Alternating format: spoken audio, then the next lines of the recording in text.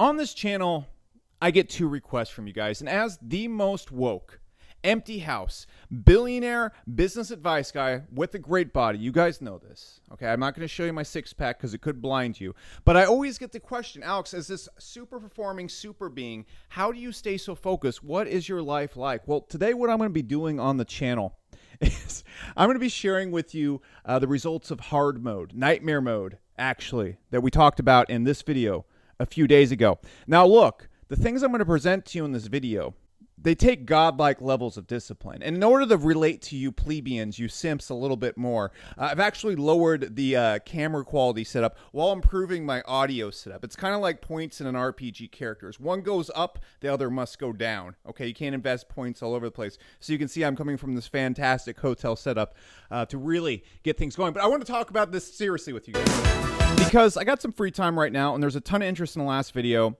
And frankly, what's the point of talking about something if you're not going to talk about the results it got? So let's just get into it. So this video is going to be broken up in 3 parts. How nightmare mode helped my happiness levels, my focus levels, and my health levels. On top of that, let's discuss actually what it is. So of course, what no-fap nightmare mode involves, it involves not mounting the manticore. And for the new people here who don't know what mounting the manticore means, it means not spanking the gorilla.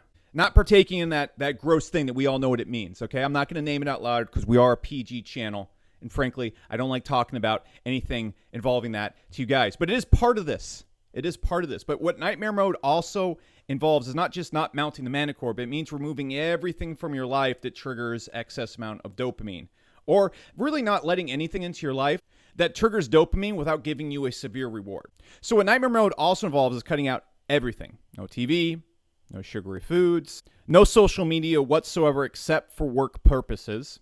Of course, no obviously bad stuff like alcohol or eating cake or smoking. That's something I didn't really have a problem with before. No video games, basically no nothing. What it means is not mounting the manticore, not using social media, and the only thing you're allowed to do for fun in your off time besides working is studying stuff that helps you work, which is CEO interviews or reading. You can also go on walks and stuff like that, but basically you cannot do anything except study and work and sleep.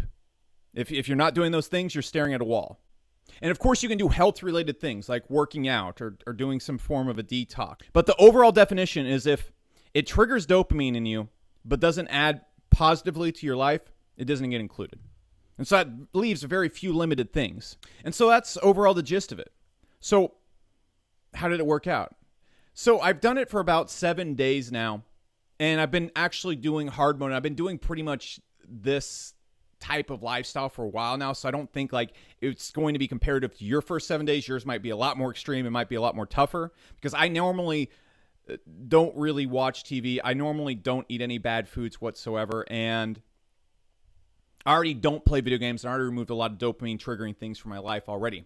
But the impact I got from this was already pretty profound. So first off, when it comes to life happiness, I think the main reason why people don't undertake something like this is they think they're going to be losing something.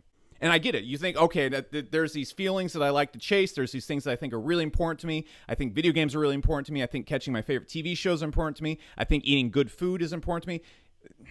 It's all kind of an illusion. I just want to point that out to you. And it's become even more clear to me from this because when you give up everything, particularly the things that are really hard, you start to realize that your happiness levels aren't going to go down because these things aren't a part of your happiness levels. They're just connected to your dopamine. Your dopamine triggers are constantly telling you to go in this direction, go in this direction. If you don't understand how dopamine and everything works, check out either my dopamine detox video or just watch the last video. I explained it in a lot of detail. But everything's really tied together.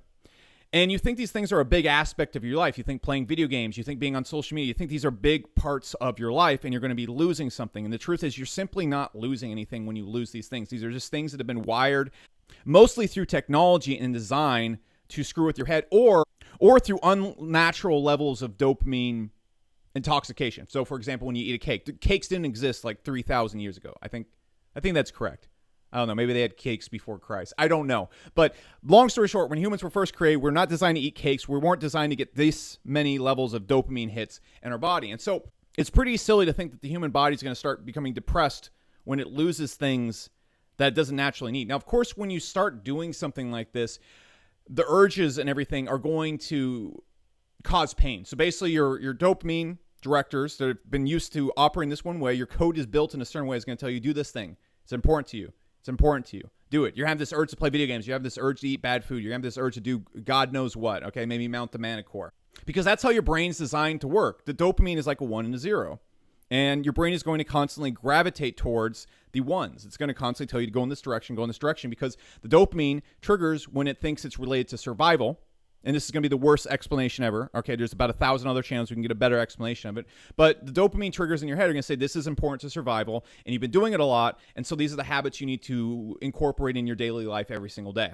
The sense of value and worth you get from video games. The obviously value you get from looking at lewdy pictures online. The type of value that your brain tells itself it's receiving when you eat a cake or something that's sugary or just any of the crap in general. These are all signals to your brain that you're doing something good, and so it's going to tell you to keep doing these good things even though it's wrong. Dopamine is not a predictor of what's good for you. It's your brain interpreting signals and then saying, is this going to help me survive? Is this important to my survival or not? And those signals are not based in reality. They're not based on logic. It's not based on the truth of things. It's just based on very inferior mechanisms of the brain that worked before all this stuff existed. Caveman times, whatever, none of this stuff existed. So the dopamine triggers in the direction it pushed you in, you really couldn't go wrong there. There wasn't anything for you to get addicted to. There wasn't any dopamine traps for you to fall into. That's not the case today. Literally, if you're on your computer right now, there's like 16 different dopamine traps firing over your screen right now, probably. And so understanding that, a lot of the reason why people don't do this, they can't cut bad habits, and they're afraid to go and undertake something like this, is because they think their happiness levels are going to decrease. And of course, that's true. When you first do this, you're going to be very bored. You're going to feel like you're missing out on life, you're missing out on something, and the truth is you're not missing out on anything. No one's life got worse because they stopped checking Kim Kardashian's Instagram and stopped playing Final Fantasy VII. No one's life ever got significantly worse quitting those things. But what is going to happen is everything is relevant. It's really common knowledge that regardless of how rich you are, past about $70,000 a year, your happiness levels don't decrease at all. So a person that's making about $70,000, $100,000 a year is about as happy as a person that's a billionaire. This is just accepted because your happiness bar, it doesn't like have an unlimited fill meter. It's just going to get to the top and that's it. You can't go any further. You also can't go any further down. And so everything's very relative to itself. So if a billionaire goes to being a person that's making $100,000 a year, he's going to be devastated. Well, the person who's making $100,000 a year will be just fine if they go from like 100,000, 90,000, or just stay around that range. What I'm trying to say is that everything is relative to what you're currently experiencing, what you're doing in your life. So as you remove all the dopamine triggers, first it's going to be like, oh no, this is horrible, because you're going from being a billionaire to being a 100,000-aire. Okay, but then that still seems like you're losing something. Just follow along with the metaphor. I promise it will make sense. But the thing is, as you resensitize your brain to dopamine, what's going to happen is you're going to start enjoying things that you weren't enjoying before, like reading, or working, or studying, or working on a project, or learning how to code, and all the things that you can't find willpower to do, you're going to start enjoying them because in relevance to your baseline of extremely low dopamine, these are going to be very exciting to you. And so to wrap it all up, when it comes to happiness, my happiness levels have gone much higher because I'm suddenly enjoying simple things that also are good for me. It's very, very weird. Like I was on a plane the other day and I was looking around out the window and looking at other people. And I found it interesting. Now, I'm not walking around like some depressed nihilist all the time and walking around like a rain cloud over myself. But in the past, when I've been doing a lot of things, video games, drinking, et cetera, things really aren't that interesting to me. I don't find people interesting. I don't find normal everyday life interesting. I don't find it magical at all. It's a big shade of gray. But once I started doing this and dropped pretty much everything, overall, I'm a lot happier because work is it's very engaging. Life overall is very engaging. Interacting with people is very engaging. I'm suddenly motivated to do a lot of things I wasn't motivated to do before because the smaller levels of dopamine they trigger is all relevant. Because my dopamine levels are so low and I'm not constantly being overloaded by social media and all these other things, these little things make me happy. And therefore, I'm able to not only focus on things that are good for me, and the happiness bar caps out at a certain level of happiness. And so what's happened to me, at least, is that bar gets filled by little hits if you're sensitive to those little hits. And so because of that, I'm able to be happy doing things that are also beneficial for me. And the coolest thing about this is happiness is so much higher because I don't have cravings and I'm not constantly doing things that make me feel like crap afterwards, mentally beating myself up and health-wise. So for example, people go through this routine where they'll go drink on the weekends, so they'll play a lot of video games, so they'll just binge on social media, or they'll do this and you just end up, first off, it takes way too much to fill up that happiness bar because your dopamine triggers become so desensitized that you have to do crazy things to feel something. And so you're just depressed in general. And then also you constantly need to do things that are unnatural in order to feel happy. And then because of that, you feel bad after. And it's just this vicious cycle that goes in a negative direction. So the first thing I want to point out, I know this was a long rant, is your happiness levels are not going to decline. You're not going to be missing out on anything. Okay, I'm trying not to cuss in the channel anymore, PG channel. And that was probably the biggest question people are going to ask. So you think you're going to be sad doing this. You're not. You're going to find enjoyment in things that also bring fulfillment to your life. And so it's a double whammy. And then you're not doing dumb stuff anymore that makes you feel worse in the long run. So everything, it goes in the opposite direction. Instead of going in a vicious cycle one way, it goes in a vicious cycle in a positive direction. And it builds on itself. And you not only begin to be more focused, which is the next thing I want to talk about, you start to love focus. You start to be amused by it. It's funny almost. So focus-wise, this ties into happiness because what makes you happy is where you're going to be able to focus. So when it comes to work, when it comes to making YouTube content now, even in my free time, I only do YouTube in my free time. I don't mix it in with my work hours. This is like turds and giggles time. When it comes to focus, I'm getting so much work done that I almost run out of work, if that makes sense, because work makes me happy. And so I just devour it. And my list of stuff that I need to get done every single day just gets destroyed very quickly because I'm able to focus down on it. So I would used to have to work like 12 hours a day. I can get that done in almost like 8 to 10 hours. And then that leaves a ton of time to watch like CEO interviews and whatnot. But the cool thing about it is because I'm happy doing these things, I'm able to focus on my goals a lot better. And because they make me happy doing these things, I'm motivated to do them. And the key to staying focused on something is, first off, being excited about it. If you're not excited about something that's not making you happy, you're not going to be able to focus on it. There's no way around this. You're just draining your willpower meter at that point. And how willpower works in your head, when you're doing something you don't want to do, you can only do that for so long. I'm not going to explain this very well, but there is a chemical in your head that basically controls your willpower, and it gets drained very quickly if you're using it. You don't have a lot of it. It's a very small gas tank. But if you're excited about what you're doing, you're not draining that chemical. You're triggering tons of dopamine. You're experiencing a lot of positive emotions. That's not being drained because you want to do it. So when I get up, it's a lot easier for me to focus on work, and it's a lot easier for me to be very excited about it. And because I'm excited about it, I want to do more work, and I want to do extra things I used to not enjoy doing. Like, for example, doing CEO interviews, the one I did with Nathan last week, and I plan to do a lot more. I'm motivated to do that and actually go network with people because I find people interesting again, okay, to a certain extent. And I find going out there and talking and learning from people a lot more interesting again. And when I get done working, I find going and watching CEO interviews and watching all the beneficial things that you can find on YouTube, which are mostly, again, just going to be CEOs talking about their experiences scaling companies. That's at least what I watch. Or reading is going to become enjoyable to you again because it's going to trigger those levels of dopamine. It's at least going to trigger more dopamine than staring at a wall. And since your options are stare at a wall, work, or do beneficial educational stuff, it's going to trigger that dopamine and get you those happiness levels, which then, because you're making progress in your career, you're learning more, you're becoming smarter, you're going to feel like you have higher value. Thus, you're going to feel better long term. So it all combines onto itself. So focus-wise, everything's been through the roof. And the thing I want to stress from this is you don't have cravings as you stop looking to other things to make you happy and needing them. What is then going to happen is the focus skyrockets again because you're not thinking about these things. They don't take up your mental brain power. I'm not sitting around thinking about next time I'm going to get drunk or the next time I'm going to play video games, the next time I'm going to do this. Because you no longer have those things in your head. They're no longer options. If you're just like, I'm never going to do these things again, at least during this time period of my life, you don't have those temptations anymore. And because of that, you suddenly don't have to play that argument game with your brain. Because what happens when you're working? Oh man, I really want to go play World of Warcraft. Oh, I really want to go eat right now. Oh, I really want to go out and drink and do whatever. And as you can see, my body naturally defaults to debauchery, okay? I'm a very debaucherous guy, so this isn't me just being like, oh, I'm a monk and this is what you should do. I love to go get messed up. It's a great time, okay? So to counter those arguments in your head that constantly trigger on Friday nights, let's go get some ice cream. Let's go watch 6 hours of TV. That takes a lot of energy. It takes a lot of fighting with your brain, and that destroys focus. So That's why I love this, because you start to fall in love with being disciplined, because you no longer have those urges. Again, when I was on this plane, it was just so weird to me that I could sit there without my phone. I didn't need to focus on anything. I could just look out the window and be amused like a child.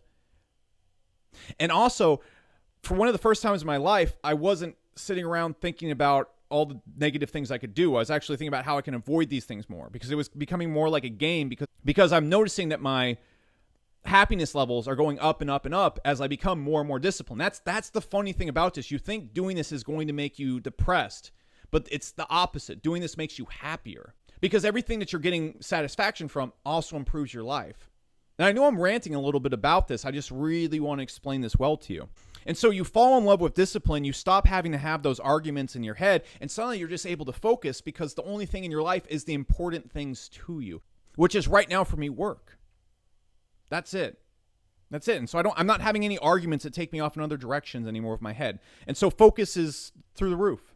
And the one last thing I want to leave it at is, if you remove one or two things, or you keep 2 or 3 bad habits, it makes everything else worse. I've noticed that. By just completely giving up all the bad habits, every habit you give up makes the next one easier to give up, and makes it easier and easier. And when you've just gotten rid of everything, that's when it really starts to click. And so I'm encouraging you right now, if you're thinking about maybe like doing a nightmare mode or something like that, you can't do it halfway. You can't just go and say, well, I'm going to still play video game. You can't have these extreme dopamine detoxes. It's like, all right, I'm going to give up drinking. I'm going to give up cigarettes. I'm going to give up bad food, but I'm going to occasionally do heroin, because then your body's just going to completely default to heroin. You can't give yourself an out, is what I'm saying. You have to isolate everything. So finally, health-wise, how has it helped me overall? So obviously, people say there's all sorts of benefits with not mounting the manticore and all these things. Honestly, my skin's been a lot better. My focus has been a lot better. I don't think that's related to health. Honestly, it's just a lot easier to maintain a really, really healthy diet, which again leads to focus. It also, the thing about this is, when you're more disciplined, you're able to do all the health things that you were constantly putting off before. So meditating, sticking to a really good skincare regimen, sticking to juicing, sticking to absolutely keeping crap out of your body, that becomes a lot easier. And so I think overall, when you're not mounting the manticore, there's all sorts of stuff that comes with saving nutrients and whatnot. My skin looks a lot better overall. I feel a lot thinner, a lot more leaner. A lot less inflammation. I don't know if that's all connected, but I know what is connected is through the higher sense of discipline. What is connected is achieving, or more so, being able to hit that list of health things you want to do every day. It's a lot easier for me to work out. It's a lot easier for me to meditate. It's a lot easier for me to stick to juicing, skincare, all the things I've mentioned so far. And so that overall definitely improved health. And I think overall, when you think about health, as far as mental clarity, or at least sense of well-being, that is so much higher. Because when you're going through all these unnatural dopamine toxification, which is a poor way to describe just watching television and interacting with all the things that we have in our day-to-day life, that it's just too much.